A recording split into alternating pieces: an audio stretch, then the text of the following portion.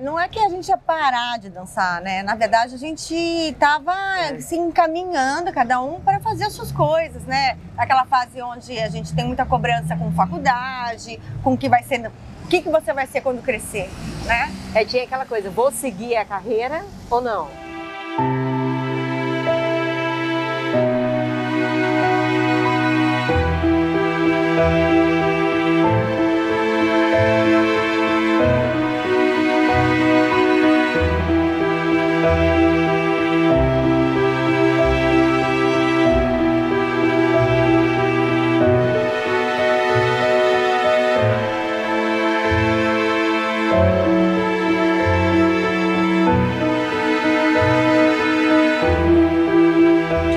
Bom, a psicanálise ela surgiu também por uma necessidade de a gente buscar um embasamento, um respaldo científico para todas aquelas ideias que a gente tinha. A gente queria falar diretamente com o público e criar um vínculo, um laço, né? Uma identificação com o público. E não só trazer o plástico, o virtuoso para a cena. Então a gente queria algo mais, a gente queria dar um recado, falar sobre coisas que todo mundo conhecia. E não mostrar 20 piruetas, 4 batimãs e saltos. A questão do virtuoso ficou bem secundária, né, para nós. Assim, a ideia era fazer uma pesquisa mais profunda, trazer esse sujeito contemporâneo, a subjetividade desse sujeito, né, e uma identificação maior do público com a obra, com o trabalho, com a nossa, o que a gente queria deixar. Discutir um pouco mais esse sujeito. E daí surge a oportunidade de a gente ter contato com uma psicanalista que compra essa ideia, que ela também estava interessada em trazer essa parte teórica para o corpo, né? E ela vê num grupo de bailarinas uma possibilidade de ouro. E a gente faz essa união. E começa a trazer temas e estudos. Então a gente tinha um grupo de estudos semanalmente, ele era contínuo, independente de estar produzindo ou não, até manutenções a gente fazia até sessões individuais. Fazia até uma terapia de grupo mesmo, né? Com um orador, um observador, trocando essas posições entre si, para poder saber como trabalhar. Em grupo e como lidar com toda aquela questão que a gente estava abordando. Como a psicanálise, a dança contemporânea, ela tenta de alguma forma, explorar, né, e representar as dimensões complexas do homem tentando viver o seu dia a dia. Né? Eu acho que ela tenta sempre estar falando do nosso movimento na vida e o quão fácil e o quão difícil é a gente viver a nossa própria vida com os nossos desejos. Porque eu acredito que um movimento só acontece quando há o cruzamento dos desejos, né? Então, o movimento é alguma coisa que surge no terreno das paixões, no terreno do desejo, né? Eu vejo o movimento como vida. O movimento é ritmo, é balanço, é cadência, né? Então, tudo que tem vida, você pode perceber que movimenta. O que não se movimenta é a morte. Os movimentos que a gente faz na vida com os nossos desejos é o que vai determinando e desenhando o nosso modo de ser e existir no mundo. E a gente acredita que põe em questão esses movimentos para as pessoas poderem pensar, isso pode vir ampliar as possibilidades e a liberdade de expressão do sujeito, né? Nos diversos palcos que esse sujeito dança na vida dele, né? Seja no palco profissional, no palco pessoal, no palco social, no palco, sei lá, da vida dele como um todo. A dança contemporânea tem um elemento que para mim é muito interessante, porque ela é agregadora, né? Ela não cinge, ela não separa o belo do feio, né? O prazer do sofrimento, pelo contrário, eu acho que ela tenta acolher, né? Então, assim, os estilos, eu acho que ela tende a acolher todas as tendências estéticas, ela tende a usar os recursos tecnológicos que a gente dispõe nesse mundo que a gente vive. E daí, este Olhares do Olhar, a gente consegue um pequeno incentivo público, municipal, bem pequeno, porque foi na época que estava inaugurando a Sala Mário Lago e a gente conseguiu uma ajuda financeira para levantar um novo espetáculo. Então a gente abandona o Pulsões e passa para esse Olhares do Olhar. Eu acho que ali começa realmente a nossa trajetória de lei de incentivo e tudo mais, né? E todos os espetáculos que a gente foi construindo, sempre assim com esse dinheiro, com esse financiamento, né? Que suma importância para a construção de vários trabalhos da Majesco. Sim, aliás, como eu acho que como toda companhia brasileira, principalmente no seu início, ou até as grandes, até hoje tem, né, incentivo público. Então a gente trabalha muito com lei de incentivo, mas também a gente, através da lei de incentivo, a gente consegue levantar esse espetáculo, produzir e pôr ele em pé para circular. A partir disso, a gente consegue outras maneiras de financiamento. Todas as maneiras possíveis, a gente sempre a gente vende para a SESC, a gente vende para a SESI, a gente vende para prefeituras, a gente vende para outras instituições, tipo a APA, Associação Paulista de Amigos da Arte, a gente participa de festivais. Então, a gente, a partir das leis, a gente consegue criar uma carreira solo e conseguir os nossos próprios recursos financeiros para dar continuidade ao trabalho. Isso veio só, eu acho que em 2004, talvez, que a gente assim, tava numa pegada, aquela gana, aquela sede de fazer, de produzir, tava bem no início, então a gente fazia quase que um espetáculo por ano. Até porque tinha o grupo também de estudo, então tinha muito material, muita coisa que a gente, né, ficava ali mastigando e conversando e tal, então tinha muito material para criar muitos espetáculos. O ISO tinha essa questão aí da angústia, né, de você estar só com tanta gente, né? Nunca se teve tanta gente, tudo ao redor e tantas as mídias todas e tudo mais, e você tão só, né? Tão fragilizado assim, né? Então era assim um espetáculo bem profundo, bem angustiante. A gente introduz cordas e elásticos. Já com essa pegada, já pensando que a gente queria usar esse espaço mais aéreo, né? A gente queria sair da meia altura e ir para os ares. Então a gente começa o ISO já com essa experimentação, já trazendo um pouco dessa linguagem circense.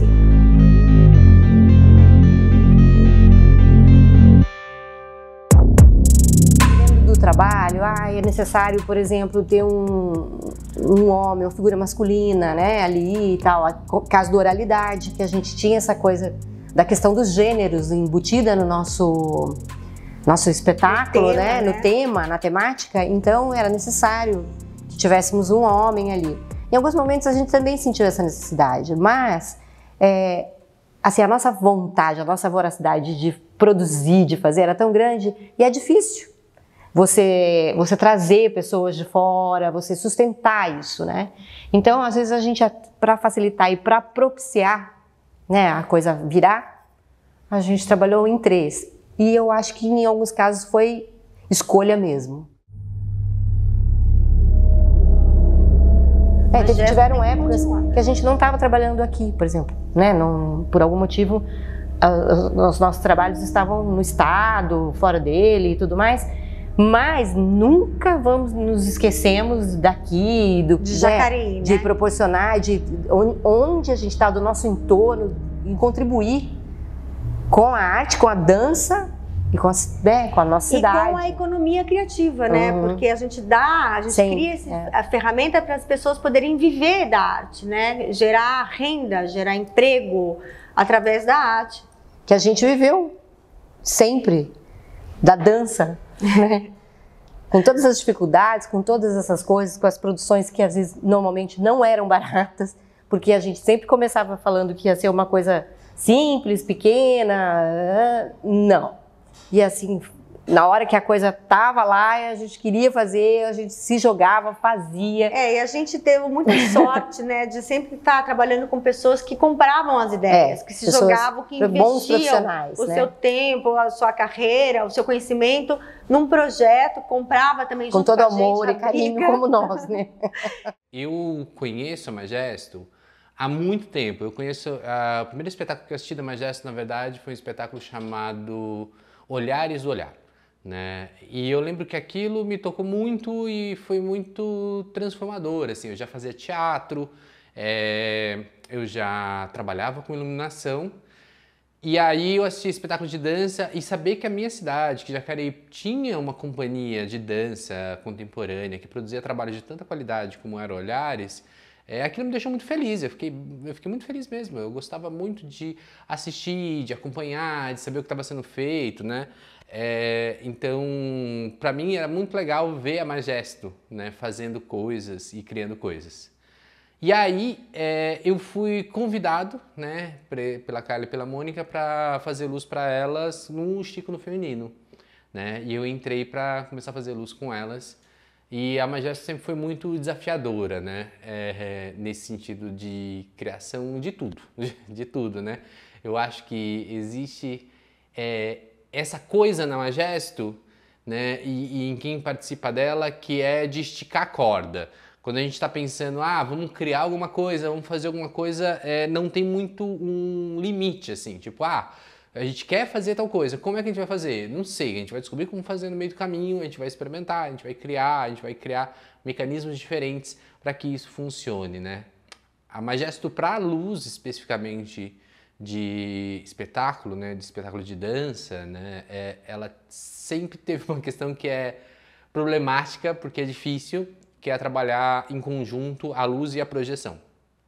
Porque quando você precisa iluminar um bailarino, ou um ator, né, ou qualquer pessoa no palco, né, os equipamentos de luz eles são potentes, evidentemente, né, e quanto mais luz você coloca, pior fica para uma projeção, que ela tem que estar no escuro. Então você tem que criar um mecanismo e uma negociação com essas duas coisas. E a partir daí eu comecei a criar estratégias de como isso poderia funcionar, né? E eu acho que a gente foi bem feliz em encontrar soluções, né? Onde a projeção vai estar, então, e onde o bailarino vai estar. E isso foi uma coisa que sempre foi muito aberta na Magesto, que eu levo para qualquer coisa que eu vou fazer, que é quando a gente está criando, a luz, principalmente, a gente mexe muito na cena. Então essa cena que era maior, ela vai ser um pouquinho menor. Isso aqui que ia acontecer nesse espaço, agora vai acontecer nesse espaço. Porque assim a gente conseguia criar mais esteticamente mesmo, né? É normal a pessoa, quando é um criador, ela começa a ocupar o palco, ela começa a experimentar coisas e tal, e chega alguém e fala, olha, esse palco todo vai ser uma coisa muito reduzida, porque ele vai funcionar aqui nesse espaço, né, pequenininho. E assim eram nossas criações. Eu sou muito feliz por esse convite da Magesto, que foi um lugar onde eu pude crescer, experimentar muito, né? Até hoje experimento um monte de coisa lá dentro. Experimento técnica, experimento característica, experimento estética.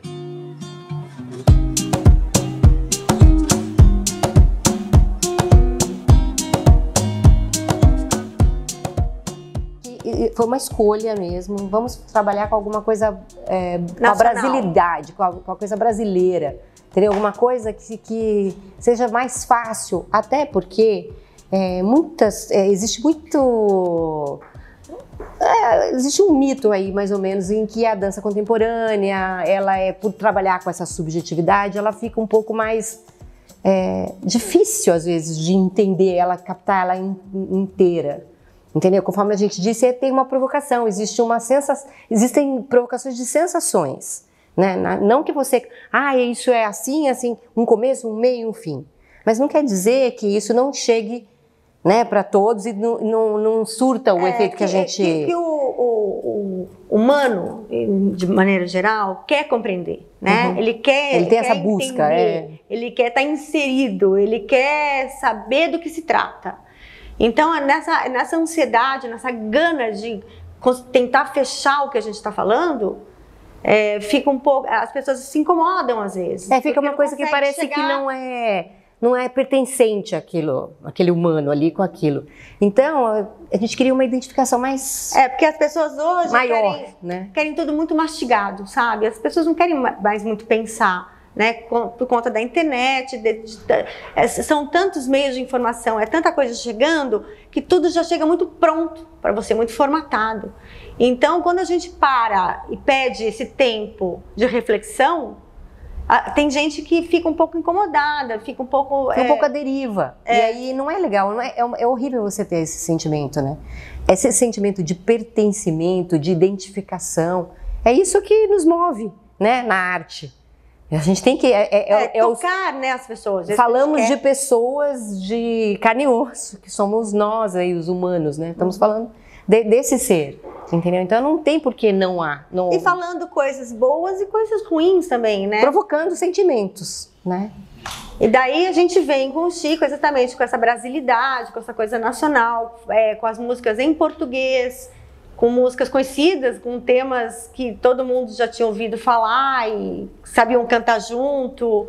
E isso toca as pessoas, samba, né? Canção, né, inserido.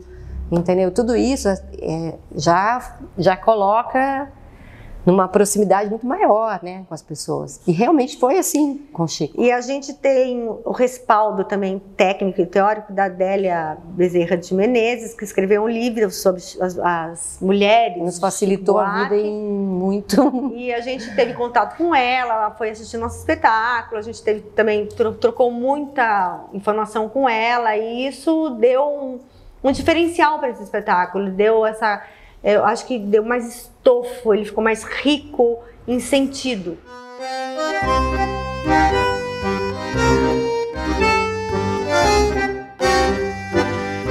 O Malagueta foi um desafio, foi uma solicitação, na verdade, né? As pessoas falaram assim, encomendada, né? Meio que encomendada. Que o governo do estado de São Paulo estava fazendo um festival grande, acho que foi até um circuito paulista, né? E eles convidaram a gente e falaram: por que vocês não trazem alguma coisa de rua? A gente queria alguma coisa num espaço alternativo. Na realidade, a gente sempre tinha muita dificuldade de circular com o trapézio, né? No caso, com o Chico, quando era a mesa, né? No Oralidade, que era essa mesa girante aí pendurada e tudo mais. E aí tinha dificuldade de, aquele teatro tem essa condição, não tem essa condição, e leva e vai e vem e põe estrutura. E aí eles fizeram essa encomenda, porque eles queriam nos levar para outros lugares. Na verdade não foi bem uma encomenda, mas foi assim, até um desafio, né? Eles falaram, lançou uma ideia e a gente comprou, né? E a gente sempre conversou muito sobre isso, né, Mônica? A gente precisa sair do palco italiano, a gente quer entrar em outros espaços, em espaços alternativos, funcionais, que a gente consiga fazer coisas menores, de novo, né? Vamos fazer uma coisa simples. E foi com esse intuito que surge o Malagueta. Ir para a rua e encarar as adversidades de tudo que a rua traz. Mas nem foi tão simples assim. Não, como nada. Cicatriz foi um prêmio que a gente ganhou, né? Que foi... Panorama da Dança. O Cicatriz, a gente ganhou um prêmio de montagem do PROAC, e ele era antigamente, né, dentro desse prêmio, que era, vamos dizer, o carro-chefe ali, né, do PROAC, era um dos primeiros prêmios que foram criados pelo PROAC, montagem em dança. Você tinha que se apresentar no Sérgio Cardoso, e lá existiria... Dentro do Panorama da Dança, né? Que eles tinham lá um projeto... que funcionava da seguinte forma: ele trazia alguns produtores de outras cidades, inclusive de São Paulo também, e depois que eles fossem lá, assistissem o espetáculo, eles poderiam até te convidar, levar para lá e para cá. Então, era uma excelente oportunidade, uma vitrine gigantesca, né? Para nós, e a gente abraçou e quis fazer uma coisa muito diferente, muito rica, com bastante produção. Foi uma super produção. Que foi o Cicatriz.